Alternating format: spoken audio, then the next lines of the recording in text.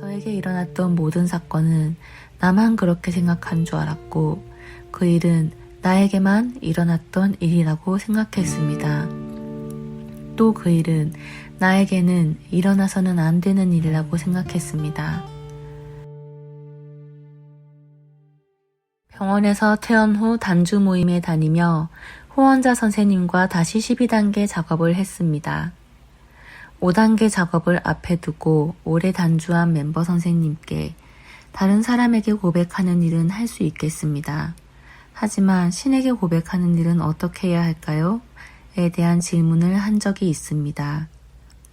그 선생님께서는 집으로 돌아가 스스로가 적은 4단계를 펼쳐두고 촛불 앞에서 하나씩 읽으며 고백하세요 라고 하셨습니다. 집으로 돌아가 4단계지를 펼쳐두고는 촛불 앞에서 하나씩 읽어 내려갔습니다. 순간 눈물이 왈칵 쏟아졌습니다. 하느님, 저는 아무것도 모르겠습니다. 이제는 그저 저를 당신 뜻대로 해주세요. 마음의 눈물이 끊임없이 났습니다.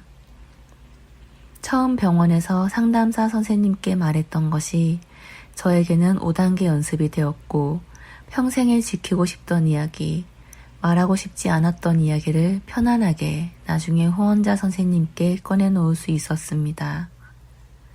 저에게 일어났던 모든 사건은 나만 그렇게 생각한 줄 알았고 그 일은 나에게만 일어났던 일이라고 생각했습니다. 또 그 일은 나에게는 일어나서는 안 되는 일이라고 생각했습니다. 이런 이기적이고 자기중심적인 생각으로 사건을 바라보는 제 자아가 깨지며 겸손해지는 작업이 바로 이 5단계 작업이었습니다.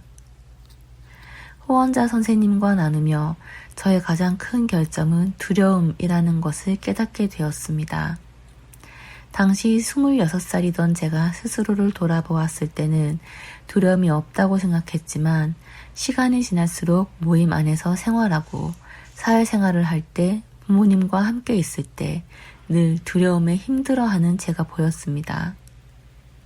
하지만 후원자 선생님과 단주하기 이전 사건들로 5단계 작업을 마쳤지만 단주한 이후에도 제가 의도적으로 후원자 선생님께 말하지 않은 사건들이 있었습니다. 그것 또한 하지 말라고 할까봐, 나를 이상하게 생각할까봐 에서 나온 저의 두려움이었습니다. 모임 안에서 어떻게 하면 단주가 되는가에 나오는 정직이라는 단어에 매번 힘들어하다 결국 정직하지 못하면 술 마신다는 그 생각 하나만 가지고 후원자 선생님께 숨겨왔던 사실을 정직하게 고백하였습니다. 차 안에서 후원자 선생님과 통화를 마치고 밖으로 나오던 발걸음은 제가 평생 느껴보지 못한 가벼운 발걸음이었습니다.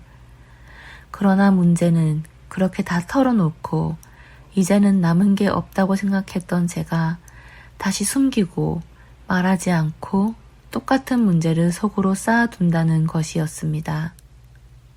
하루가 지나고 한 달이 지나고 1년이 지나고 단주는 지속되면서 같은 문제를 반복하는 횟수는 줄어들었습니다. 하지만 정직하게 말하지 않고 무엇인가를 숨기는 것에 대해 스스로가 더더욱 힘들어졌습니다. 결국 스스로에 대한 부정직이 저의 큰 문제였습니다.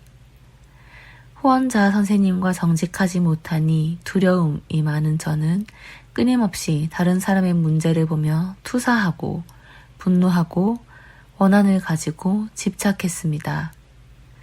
저 스스로에 대한 문제를 회피하려고 다른 사람으로 눈과 마음을 돌리는 스스로가 힘들어서 후원자 선생님에게 숨겨왔던 사실에 대해 두려움 없이 이야기했습니다.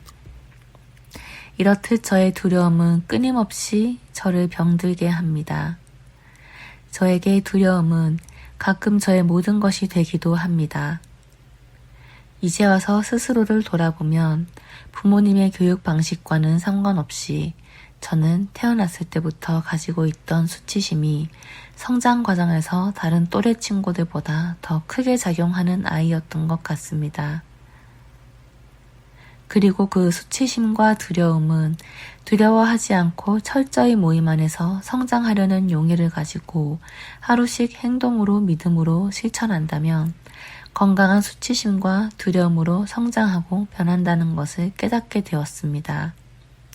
신과 멤버 선생님들, 모임과 함께 있다면 저의 수치심과 두려움도 작아지고 건강해진다는 것을 저는 끊임없이 믿습니다.